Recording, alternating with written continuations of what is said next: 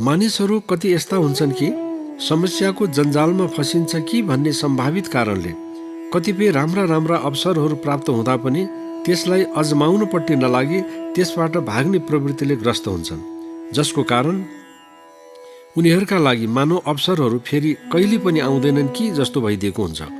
किनभने प्रत्येक पटक उनीहरू समस्यामा पो अल्झिने हो कि भनी डराएका हुन्छन्, आत्तिएका हुन्छन्। समस्या नभएको, समस्या नआउने भनी पहिले नै थाहा पाएको कुनै काम हुन्छ र? यसो हो तापनि यो गूढ कुरा कतिले बुझ्न पाएकै हुँदैन। यसैले गर्दा समस्या बिनाको अवसरको खोजीमा धेरै मानिसहरू भौतारिरहेका हुन्छन्। जस्तो सुकै समस्या आओस् त्यससँग म जुझ्न तयार छु, सामना गर्न तत्पर छु, चुनौतीलाई आत्मसात गर्न अघि सर्छु भनी सम्झने हो भने अवसरहरू परिचय नदिई आउँदा पनि अवसरलाई सजिलै छोप्न सकिन्छ। अवसरले कसैलाई खोजेर हिँड्दैन, व्यक्तिले नै चिन्न सक्नुपर्छ। धेरै जसो मानिसको स्वभाव कस्तो हुन्छ भने कुनै अवसर अघिल्तिर आएको छ भने पनि तात्कालिक फाइदालाई हेरेर अस्वीकार गरिदिने गलत बानी परिसकेको हुन्छ। वर्तमानमा आएको अवसरलाई छोपेर त्यसलाई इमान्दारीपूर्वक जिम्मेवारी ढङ्गले सम्पन्न गर्नेतिर लाग्दै जाने हो भने यो निश्चित छ कि भविष्यमा त्यसैले उसलाई पद, प्रतिष्ठा, सम्पत्ति दिलाउन सक्छ वा चाहेको कुरा उपलब्ध गराउन मद्दत गर्न सक्छ। तर दूरदृष्टिको कमीका कारण मानिस त्यसलाई बुझ्नै सकिरहेका हुँदैनन्। कुनै पनि समाजमा अवसरहरू यति विधि छन् कि त्यसलाई खै के भन्ने। चिन्नु पर्नेले नचिनेपछि के लाग्छ?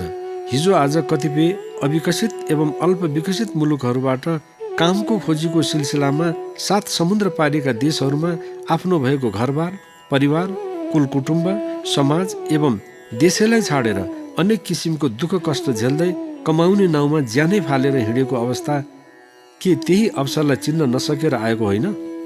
आफ्नो थातथलीमा पाइला पाइलामा असर्फी र हिराका टुक्राहरू छरिएका छन्। यत्र तत्र अवसरै अवसर छन्, तर त्यसलाई अजमाउनेपट्टि थोरै व्यक्तिहरू मात्र लाग्छन्।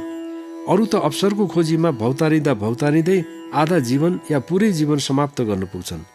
विदेश जानेले पनि त्यतिखेर बुझ्छ कि जब समय ढल्किसकेको हुन्छ वा थातथलीमा रहेको आफ्ना कुनै साथी सङ्गीले उन्नति गरेर चकाचौध गरेको सुनेपछि वा बुझेपछि झल्यास हुन पुग्छ कि उसको जीवन व्यर्थमा बित्यो भन्ने कुरा।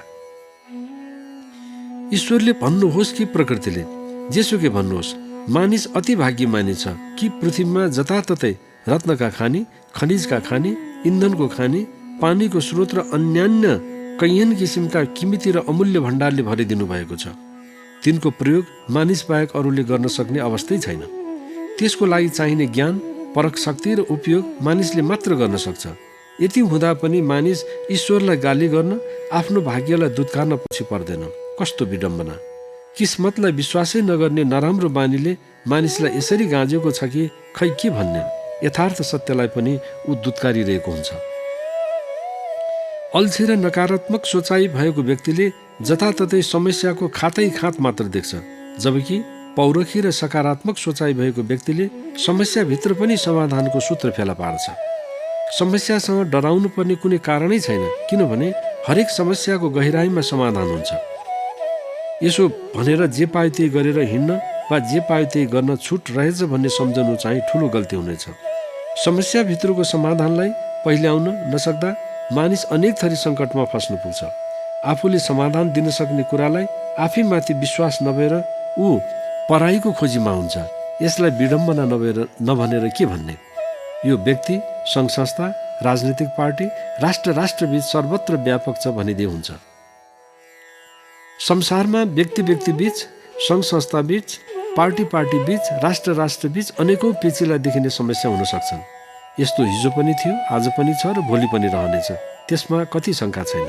तर जिम्मेवार भएर संवाद, वार्ता, छलफल गर्ने हो भने कुनै यस्ता समस्या हुँदैनन् जसको समाधान नहोस्। राजनीतिक, सामाजिक, धार्मिक, आर्थिक आदि जे जस्ता विषयका पेचिला समस्या किन नहुन्, तिनको कहीँ न कहीँ मिलन बिन्दु हुन्छ। समस्यालाई चर्काएर राख्नुभन्दा समयमै मिलन बिन्दुको खोजी गरी समाधानको बाटो पहिल्याउनु बुद्धिमत्तापूर्ण हुन्छ, सही कदम हुन्छ। अवसर भनेको प्रकारान्तरले समयलाई चिन्ने भन्ने पनि हुन्छ। समय बहुमूल्य छ। समयलाई कुनै हालतमा खेर फाल्नु हुँदैन। समयलाई सही रूपले पहिचान गरी उपयोग गर्न जानेनौँ भने पछताउनु बाहेक केही हात लाग्दैन। बितेको समय गयो गयो फर्केर आउँदैन। अवसरलाई कुरेर बस्नेहरू भौतिक उत्कर्षको बाटोलाई मात्र अवसर सम्झेर भुल भुलाइएमा अल्मलिरहेका हुन्छन्। साँच्चै भन्ने हो भने भौतिक उत्कर्ष मात्र विजय होइन, न मानिसको जीवनको लक्ष्य नै हो। अवसर त आफूमाथि आफैलाई जित्नुमा छ। दुर्गुण, कुलत, लालसा, ईर्ष्या, लोभ, अहमता, हिंसामाथि विजय हासिल गर्नुमा हुन्छ। भोग वासना तथा काम वासनाहरूको वशीभूत कतै हुनु छैन। तिनीहरूलाई पूर्ण निग्रहमा राखी सधैँ एउटा उच्च आदर्शलाई अगाडि राखेर निष्ठा, आस्था एवं इमान्दारी साथ निरन्तर अग्रसर हुन सकियो भने एक दिन निश्चय नै लक्ष्य प्राप्त हुन्छ। त्यो नै वास्तविक विजय हो। मानिसमा गल्ती कहाँनिर हुन्छ भने समस्या आउँदा त्यो कसरी किन आयो भन्नेतिर वा त्यसैभित्र समाधान छँदैछ भन्ने कुरामा नलागी अन्यत्र बाह्य कुरा जहाँ समाधानको किञ्चित पनि सम्भावना छैन त्यसमा अल्मलिन पुग्छन्, जसको परिणति हुन्छ समस्याको टुङ्ग्याउनै नसकिने खात। देखिएको समस्यालाई जतिसक्दो चाँडो समाधान गर्नेतिर लाग्नु बुद्धिमानी हुन्छ। कुनै पनि समस्याले मन हुँदै मुटु र मस्तिष्कको साथै पुरै शरीरलाई समस्याग्रस्त तुल्याउँदै अन्ततः रोगग्रस्त बनाइदिन्छ। चिन्ता यस्तो डरलाग्दो हुन्छ कि यसले मानिसलाई चितामा पुर्याइदिन्छ। समस्या विभिन्न कारणले आउँछ। त्यसमा मुख्यतः दुई कारण छन्, एक बाह्य, अर्को आन्तरिक। दुवै उस्तै खतरनाक हुन्छन्। परिणाममा समस्याको स्वभाव गजबको हुन्छ। यसले कसैलाई निहोरा गर्दैन। कुनै धनाढ्य व्यक्तिको लागि करोड रुपियाँको आवश्यकताले जस्तो चिन्ताग्रस्त तुल्याएको हुन्छ, गरिब व्यक्तिको लागि 50 रुपियाँ वा त्योभन्दा पनि सानो रकम कलमले चिन्ताग्रस्त बनाइदिन्छ। यसैले समस्या सबैको लागि बराबरी बनेर अघिल्तिर आएको हुन्छ।